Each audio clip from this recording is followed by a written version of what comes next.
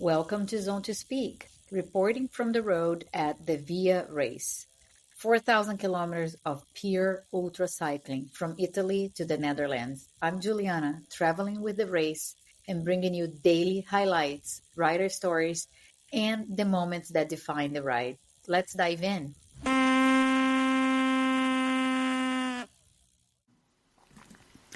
Yesterday was day 13, and while some riders are kicking back with coffee and cake in Amerongen, others are still very much out there, pushing through fatigue, mechanical mayhem, and mysterious dinner challenges. More on that on a second.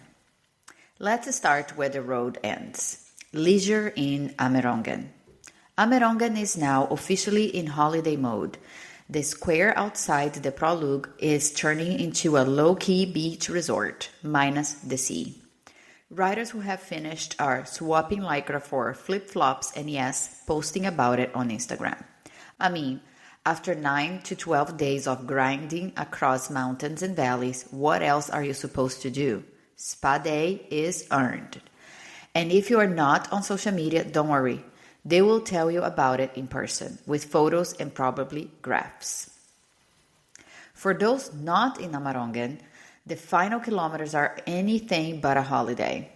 The remaining riders are now scattered mostly around that mode, near the Hermandesk Mall, and still battling their way in front of the Vogue. The mood? Think countdown mode. Every dot on the map is crawling toward that glorious final square. But make no mistake, 13 days of non-stop effort is starting to show. Riders are tired, bikes are tired, even the roadside cows are starting to look concerned. Drivetrains are moaning, tires are fraying, disc brakes are squishing.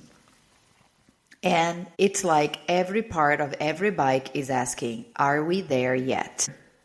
It's not just the bikes that are suffering. Riders' bodies are waving white flags left and right.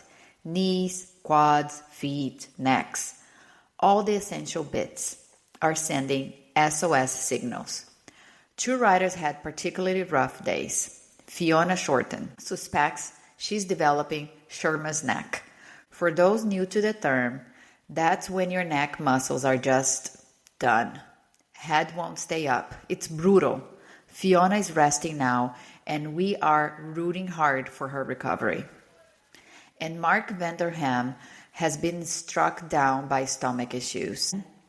A rough break when you are this far in. He's currently paused, resting, and deciding whether to push on. Mark, take care. And no matter what, you have done something amazing. Jakob Tomasik, zero carbon legend. Let's talk about Jakob for a second. This guy rode his bike to get to the start line in Giovinazzo. Finished the race in 4th. Then said, you know what? I'll ride home too. But this time, through the Alps, just 2,000 kilometers. No big deal. Honestly, someone get this man his own leaderboard or a statue, or at least a pizza. Now, let me tell you my favorite story of the day. Picture this. Harry Johnson, one of the youngest riders in the race, is approaching Amerongen. Meanwhile, finishers are already lounging around. One of them, James Benson King, decides to spice things up. He throws out a challenge in the riders' WhatsApp group. If Harry can beat Bruno Witt's time from gate 14 to the Prologue, I will buy him dinner. In fact, we will all chip in. Challenge accepted. Harry turns on the jets, storms across the polders, doesn't stop once, not even for a snack. When he hits Amerongen, he's beaten the record by 30 minutes. And then stays up chatting for 3 hours like he's just back from a casual morning spin. Harry, hope your dinner was delicious. You earned every bite. Women's race update. Gosha is in control. In the women's race, Gosha is still solidly in the lead. It's been days since she last saw her competitors. She likely passed Joanna near the Slovene border 5 days ago and hasn't looked back since. Gosha's been riding with that calm, steady dominance you see in great champions. She passed the Detmold Monument early yesterday morning, and now it has just one last gate to visit at the North Sea. Victory is in sight. Joanna follows some 75 kilometers behind, with Fiona further back, still making her way north. Further south, Anissa and Leona are still climbing through the Black Forest, slowly chipping away at the final leg. Scratches. Another rider has scratched. Michael van der Mission, citing time constraints. He still hopes to reach Amerongen, and that brings the total scratches to 37. And that's all from today's report. But don't go anywhere. I have got some fresh riders and volunteer interviews coming your way. Straight from the road and the finish line. You will hear voices that are tired, wired, inspired, and everything in between. So settle in and let's dive into the stories behind the stats. All right. I'm here with Gregor, 10th finisher of Via Race. You have heard him on the podcast before because we have the lost phone story. And now that we're here at the finish line, I heard from your dad that you're always losing stuff and it's getting worse. You have any comments on that? Thanks, Dad. Yeah, I lost my phone also at the Tracker 360 in the final few kilometers, so we've got to change something because it's starting to get... that's 2 races in a row. But this was a bad one at the Via. Yeah, Tracker is like a day race. At Via, you need a lot of days. And you definitely need your phone, so maybe you need to start riding with a spare phone. Yeah, spare phones, spare credit cards. Just try not to lose it now. Yeah. Well, you came into Via with the mindset of wanting to win. How has that played out throughout the race for you? Yeah, not so much wanting to win, more getting a top 10 finish and being somewhere at the top. I think it played out pretty well for me. I mean, it's a long race. It suited me well. Lots of climbing, long days on the tarmac. But it's the first time I've done over 4,000 kilometers. So going into the second week of an ultra, I wasn't sure how my body would respond. Like 3-4 days are a long time, but when you start doing 6, 7, 8, and you're still like on 3 to 4 hours sleep a night, it was tough. But I've responded quite well to that. Yeah, you're looking really good. I don't know how you guys do it. I am in total awe of all of you. It's a lot of days and a lot of hours in the saddle. What was your average kilometers a day? I was around 370 kilometers, I think. So, like, a day's riding for me was around 5 a.m. So I'd get up at 4:30, and then I'd try and finish around midnight, 1 a.m. because as hard as the race is, you want to give your body some kind of predictability and some kind of routine to like get in the flow. But within a 24-hour period, I'd be trying to push more like 400k. So from 8 a.m. to 8 a.m. the next day, I'd be hoping for somewhere around 400. Sometimes it was up to like 480. Sometimes it was down to like 390. It just depended on the progress of that day. Like we had flat days from Verona, for example, where you could do like 150k in 5 hours. But the second day, we had Campo Imperatore and the second climb, and that took like 6 hours to get to the top or something ridiculous like that. So yeah, the climbs at the beginning of the race were intense. Day 2 was the hardest day, like in terms of climbing. I think Campo Imperatore was like 40k long. Wow. It was demoralizing, and it was super hot, so... Well, congratulations. You have done an amazing job and you accomplished your goal of top 10. Yeah.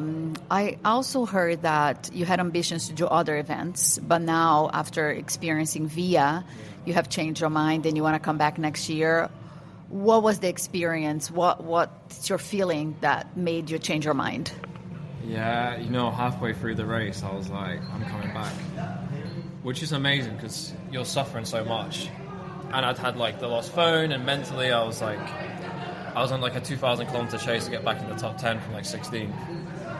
But I think just to interact, like at the first refuge, I had the interaction with Ian, the race founder, and just like the way like they spoke to you, the way they looked after you there, the camaraderie I had with like Gert on the road as well, and Philip early on was just special, and like they cared. And Ian asked me a question at the first refuge. He was like, "Why are you here? Are you here for the journey or for the achievement?" And I didn't answer at the time because it was a hell of a question. Like, just the way they interact with you, the way they like make the connection with you, just makes for a special race. And there's no way I could miss out on the third one. Like, not a chance. I'm not coming back. Yeah, I've been around Ultra for a few years now, and it's my first time experience VIA, not as a rider on the background, but I'm also in awe of this organization. Like, I never seen organizers care so much about the well-being and the experience of the riders. The community is real. And every rider is like that, right? Yes. They're not going... It's not, I want to beat Gregor. It's like, if I see him on the road, like, the Pavlich Pass was up and down. So you had, they put the checkpoint on the other side of the mountain, so you had to go back over. But every rider that was coming down stopped and had a chat. And it's like, Alex, for example, who was ahead of me, he's knackered. He's so tired. It's 11 o'clock at night. It's pitch black. We're in a wolf and bear zone. Yeah. But he stopped to have a chat with me. He's hit the brakes. And we stopped for 10 minutes, or 5 minutes maybe, shook hands, was like, how you doing, everything all right? And I know he stopped with Gert down the road as well. I think that's just amazing, to have that connection and to want to stop and talk to other riders. Yeah, it was great to experience that, to see all the riders' camaraderie. It's really, really special race. We're still competing, right? Yeah. Like, me, Alex, and Gert, we were going for that top 10 place. We're still checking the dot, and like, damn, he's ahead, and I'm trying to catch up. But you balance that with like generally wanting to interact with them as well. Yeah, it was really, really nice to see. Like, for example, Lucas and Jakub were racing for third, and Jakub lost by 6 minutes on a 4,000-kilometer race, and it's crazy. And I thought he would be upset, but they were all like high-fiving and hugging and happy for each other. Yeah. Because you're pushing so hard anyway as an individual, like, to then try and then compete against other people, it's almost impossible because you're on the limit anyway. So it's not really about like beating other people per se. You want the result, of course, but it's more about what can you do as an individual in this race. And I guess it goes full circle to what Ian asked. Are you racing for an achievement, or are you racing for the journey? And I thought, actually, I'm glad he asked that question, because it kept my mind occupied for the next day and a half. And I think you race, it's the journey to that achievement, ultimately. That's why you're doing it. Because, like, the 10th place is just a snapshot of a single moment in time. But really, you've been training for that for a couple of years, right? Like, every week is 20 hours on the bike. It's doing interval sessions on Tuesdays after work when you can't be bothered. It's like the 6... when you come home from work on a Tuesday and it's already 7 o'clock at night and you haven't put the lights on, you just want to sit on the couch and watch an episode or something with your flatmates and eat some food. But it's going out on the windy Dutch dike and doing your VO2 max and putting the effort in to be able to have that like amazing moment in your life of arriving at the finish and seeing your mum and dad there and other people and the race organisers finishing in the top 10. It's a great feeling. Yeah. And what happened in St. Gallen? Does it stay in St. Gallen, or is it something you can share? No. So after I lost my phone and I was chasing back, I crossed paths with Gert a lot. Me and Gert know each other. We did a randonneur de brevet, or brevet de randonneur, is it called? It's basically like a Dutch ultra cycling scene. Okay. So they have like one day 300k, I think they have 600k. So we knew each other from that. And the day to St. Gallen was the worst weather ever. Like one of the worst weather days. I've had some bad ones. This was one of the worst. So it was headwind. It was freezing. It was 11 degrees. It was going over to Switzerland to the second refuge. And it was 320 k's. Of headwind and constant rain. We had rain for 13 hours, so from 10 o'clock in the morning, I'd had Di2 charging trouble, so I lost some time. And actually, we stopped a couple hours into the rain, and Gert was like, I might scratch. I'm so cold. And I just said to him, like, this is where Via's special, because you wouldn't be allowed to do this in other races, but I said, mate, go to the shop and buy some, like, more clothes. Just do it. I said, you cannot give up now. Like, you've come too far, and in, like, TCR, for example, if you said that, you're, like, probably disqualified, right? Yeah. But he went and bought some Gore-Tex trousers. And I was always, like, 20 Ks ahead of him that day, maybe 30 Ks max. But it was such a hard day, like, more than 13 hours in the cold and rain is tough.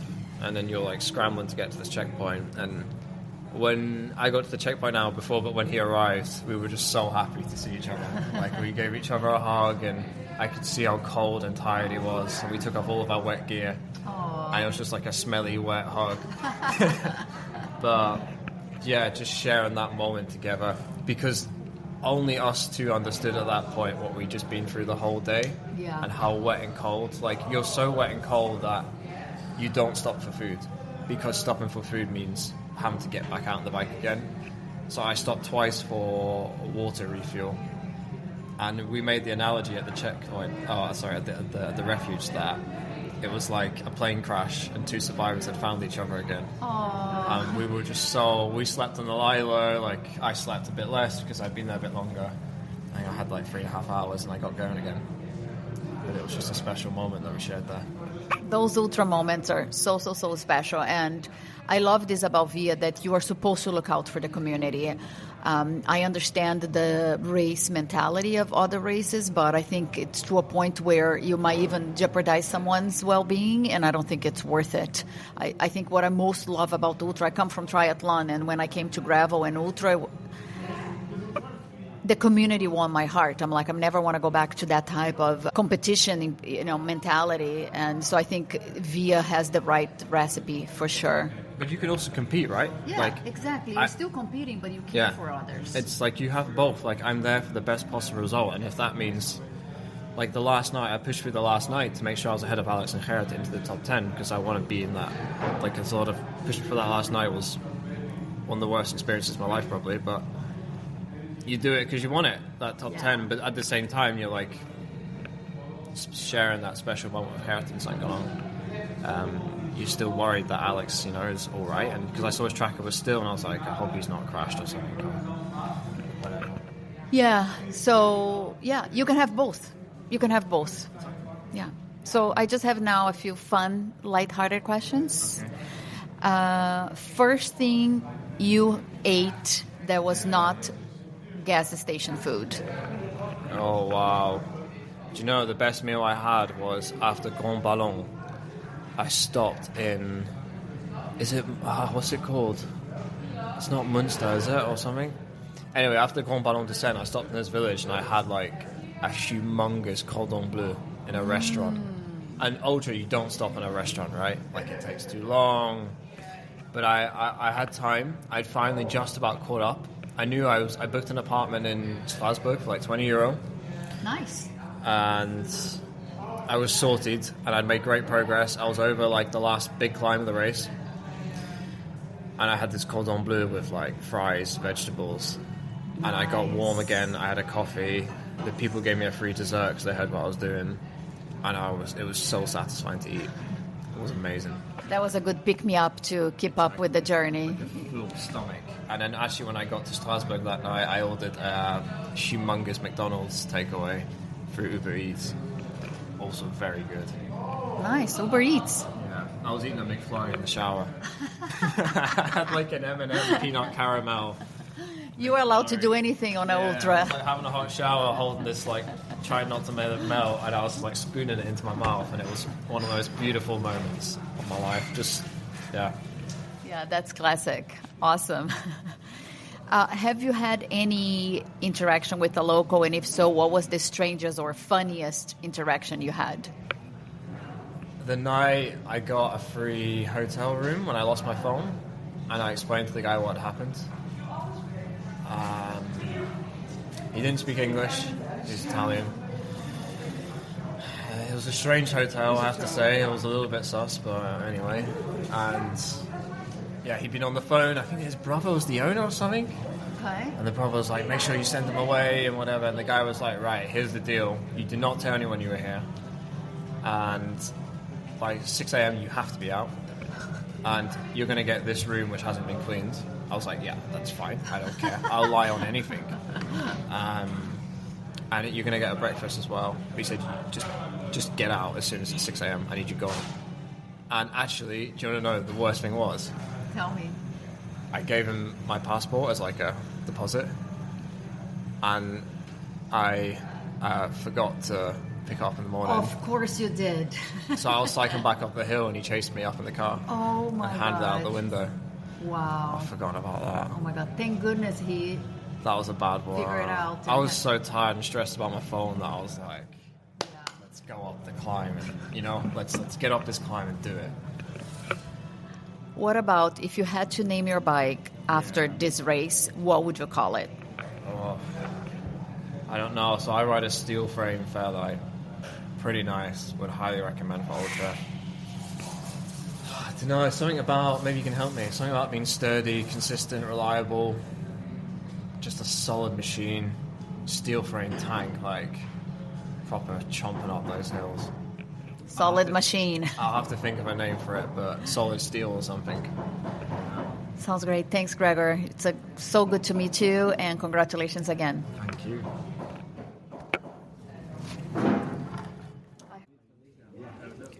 All right. I'm here with James Benson King, the Biking Viking. You have heard a lot from him in these last few days. And he just accomplished something major, 4,000 kilometers, 8th place via race rookie. How are you feeling? I'm still taking it all in. Still in shock. I don't think 8th place has sunk in just yet. I was speaking to Ian, and he was saying how big of an achievement it was. And yeah, it definitely hasn't sunk in yet. I'm just happy to have finished and be able to take and enjoy the small things in again. Eating a meal slowly and, speaking with people and friends and having just time. Yeah, it's an amazing feeling. Yeah, congratulations. And yeah, I think you'll take a few more days, if not weeks, to process everything. I think it'll be so much fun when you see the pictures, when you have the race pictures and the movie, and remember, passes, mountains, the weather. And speaking of which one was the biggest challenge for you? The mountains, the weather, or your head? I don't think it's your head, because you were set up for success since day one. When I talked to you, you have your mantra, your words of affirmation. The weather, for sure. The climbs are brutal, but for me, all of the climbs were dry, so that was fine. I think the toughest day of the trip, 2 are on par. One was the final day, just because I was so tired and cycling into that headwind, and then the mental effort it took to finish was tough. But I still think the hardest day was that day in Germany before Refuge 2. And the rain itself, being soaking wet, wasn't too bad, but the 10 to 15k freezing cold headwind when you're already soaking wet was just incredibly difficult. That's the closest I came to scratching, because I just couldn't see getting to the refuge. It was too hard. Yeah, I felt for all of you guys, like coming in wet, tired. I don't think I even interviewed many of you because everybody was really down. And I was very proud of all of you for keep going, because it wasn't easy to get to Refuge 2, and it wasn't easy to leave Refuge 2 because the weather was still a little bit crappy. Yeah, I remember leaving and feeling clean and ready to go again, with all this mental boost from seeing you guys, and within 10 minutes the weather, it downpoured again. I was soaking wet again, and I think I booked a hotel, and I just said today needs to be done. Yeah, that's the end of today. Thank you. Yeah, push the reset button. Any questionable life choices you made between gates that you would like to confess? Questionable life choices. I think some of the the lowest points was ordering in a McDonald's. I ordered poutine, which for those that don't know is chips, gravy, and some cheese, which I was very happy about my order until I realized they don't give you any utensils to eat with. And so I was sat next to this French family, realized that the only way I was going to get this in my mouth was with my hands. And so I was just scooping gravy, chips, and cheese into my mouth as these poor children just sat watching me.